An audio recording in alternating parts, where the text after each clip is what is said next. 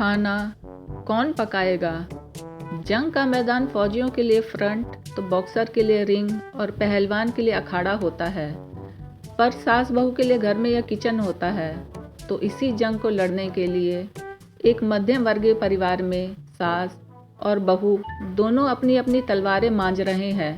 मतलब दोनों अपने अपने पल्लू खीसे में खोस रही हैं।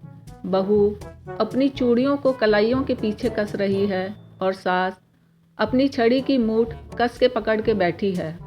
बहू के पास ढाल के लिए पति है तो सास के पास ढाल के लिए बेटा है। ससुर की इज्जत तो कल भी 2 कौड़ी की थी और आज भी 2 कौड़ी की ही है। उस बेचारे को हमेशा मैदान से बाहर बिठाकर तीसरा अंपायर बना दिया जाता है ताकि दोनों पार्टी जब फैसला ना ले सके तो तीसरे अंपायर के पास जाकर उसका भी बैंड अपनी मर्जी से बजा सके। बेटे की हालत बॉक्सिंग लड़ रहे 2 खलीफाओं के रेफरी की है जिसका दोनों तरफ से पीटा जाना तय है। खैर रविवार का दिन है। बेटा और बाप दोनों औरतों की तरफ ऐसे नज़र लगाए बैठे हैं कि कब उनमें से कौन सी देवी प्रसन्न होकर अन्नपूर्णा का अवतार लेगी और उनके पापी पेटों की आग शांत करेगी। पर हकीकत में ऐसा कभी होता नहीं और ना कभी होगा। पर मुंगेरी लाल की तरह सपने देखने में बाप और बेटा दोनों माहिर हैं। खेल शुरू होने के लिए रिंग में सीटी बजती है और यहाँ किचन से कुकर की सीटी बजने की आवाज़ आती है। सास मन ही मन में अरे ओ मेम साहब, पर मुंह से अरे पूजा बेटा देखना तो कुकर की सीटी बज रही है, दाल पक गई या नहीं। मैंने दाल भिगो के रखी थी, अब उसे पकने में सिर्फ गैस ही तो ऑन करनी थी। इतना भी नहीं होता तेरे से। मेरे जोड़ों का दर्द फिर शुरू हो गया है। इस कमबख्त ठंड में एक पल का आराम भी नहीं। बहू पूजा मन ही मन में बुढ़िया दिन भर खाट तोड़ती है और काम के वक्त जोड़ों का बहाना। पर सास की ओर चिल्लाकर बोली, मैंने भी तो उसे गैस पे चढ़ा दी थी, बस गैस को बंद ही तो करना है। अरे मम्मी जी, मैं ना इनकी कमीज में बटन लगा रही हूँ, ऐसे में दौड़ के कैसे आऊँ? कहीं फिसल गई तो खामखाम लोग बोलेंगे बहू को कहीं जला तो नहीं रहे थे। आप तो रसोई के कितनी पास हैं, जरा उठ कर देख लें कि दाल पकी है या नहीं, और उसके बाद मेरे और इनके लिए 1-2 फुलके भी बना देना। अब आप रसोई में जा रही हैं तो एक साथ 2 लोगों का काम तो इस छोटी सी रसोई में नहीं है। इन्हें तो मेरे हाथ का खाना अच्छा भी नहीं लगता। आप रसोई में पहुँचे, मैं थोड़ी देर में आती हूँ। आपको कितनी बार कहा है एप्पल सीडर विनेगर पीने के लिए। अब जोड़ों में दर्द नहीं होगा तो क्या होगा? फिर बोलेंगी बहू तो सास का ख्याल ही नहीं रखती। पर सास है कि सुनती ही कहाँ है। सास मन ही मन में, वाह हमारी बिल्ली हमें ही सिखा रही है। अरे तेरा बस चले तो तू सारी कड़वी चीज़ें मुझे पिला दे। कभी तू कहती है यह सड़े हुए सेब का सिरका पियो, कभी तू मेरी चाय पे नज़र लगाती है और बोलती है दूध वाली नहीं काली चाय पियो। अरे इस मुई हरी चाय को पियो, इससे तो अच्छा है कि तू मुझे जहर दे दे। अब बुढ़ापे में मुझे इधर उधर दौड़ा रही है। तुझे पता तो है मैं रसोई घर जाने से कितना डरती हूँ। कल चाय बनाते वक्त चक्कर सा आ गया। वो तो अच्छा है तेरे ससुर जी थे, वक्त पे उन्होंने मुझे संभाल लिया, वरना चाय की जगह मैं ही गैस पे जल जाती। अब तो तेरे हाथ की जली हुई दाल का स्वाद भी नहीं अच्छा लगने लगा है। तू जाकर गैस देख, मैं देखूं इन बाप बेटों का क्या हाल चाल है। बहू पूजा मन ही मन में, सास है या नौटंकी? ठीक है मम्मी जी, अब जब आपसे कुछ होता ही नहीं तो हम भी क्या करें। सारा दिन हमें ही रसोई में किचकिच करनी पड़ती है। उस पर आप कहेंगी तूने प्याज लहसुन का हाथ लगा दिया, तूने घी तो डाला ही नहीं, तूने चावल का मार तो फेंका ही नहीं।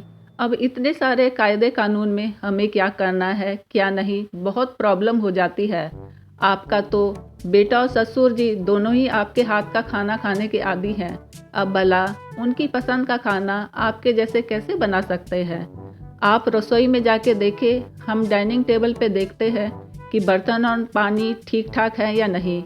कहीं इस चिक चिक बाजी में या कुकर फट गया तो आपकी नई नई रसोई का सत्यानाश हो जाएगा, जिसे आपने कितने मन से ससुर जी से लड़ झगड़ के बनवाया है। सास मन ही मन में बहुत उस्ताद है, फिर चिल्लाकर, ठीक है मुझ बुढ़िया को ही मरना पड़ेगा, मेरे ही कर्म फूटे थे जो एक गरीब घर की बेटी यह सोच के घर लाई कि घर का काम काज संभालेगी, सास की सेवा करेगी, पर यह महारानी से कम थोड़े न है। अरे डब्बू, तू कहाँ मर गया? तेरे से अपनी जोरू संभाली नहीं जाती? जरा इसको समझा ले, छोटे बड़े का लिहाज ही नहीं, कब से टर टर करे जा रही है। काम काज तो इससे कुछ होता नहीं, पर इसकी जबान है गज भर की। बहू पूजा, अरे सुनो जी, कहाँ हो? मुझे अभी के अभी मैके जाना है, तंग आ गई हूँ रोज की किचकिच से। शादी के वक्त तो बड़ी लंबी लंबी छोड़ रहे थे कि 2-4 दिन काट लो फिर तुम्हें अलग घर दे देंगे। हम थोड़े ना तुम्हारे पीछे पड़े थे, तुम ही रोज हमारे घर के चक्कर काटते थे।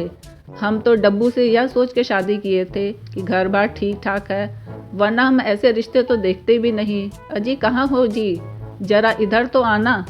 बेटा डब्बू पिताजी से, पापा जी इनकी तो महाभारत शुरू हो गई, क्या करें, एक तरफ कुआं है दूसरी तरफ खाई, जाऊं तो कहाँ जाऊं। पिताजी, बेटा यह जंग कभी ख़त्म न होगी, तुम्हें हमें ही कुछ करना पड़ेगा, समझे? बेटा इन दोनों का इशारा समझो और किचन में चलो। आज यह दोनों काम करने के मूड में नहीं है, आज इतवार है और इनके जंग का दिन, खाना तो हमें ही पकाना पड़ेगा। या तो पहले चुपचाप पका लें या फिर दोनों से पिटने के बाद। और फिर मेरा अनुभव यह कहता है कि अभी पहलवान सिर्फ लंगोट कस रहे हैं, अगर अखाड़े में आ गए तो तेरी मेरी खैर नहीं। तो मेरी सुन, तू कुकर की सीटी बंद कर आटा गूंद ले, तब तक मैं सब्जी काट के लाता हूँ। कुछ देर के बाद सारा परिवार डाइनिंग टेबल पर बैठकर खाना खा रहा है। बहू पूजा, मम्मी जी आपने यह ठीक नहीं किया, आपने पापा जी को तो पूरी ट्रेनिंग दे रखी है खाना बनाने की।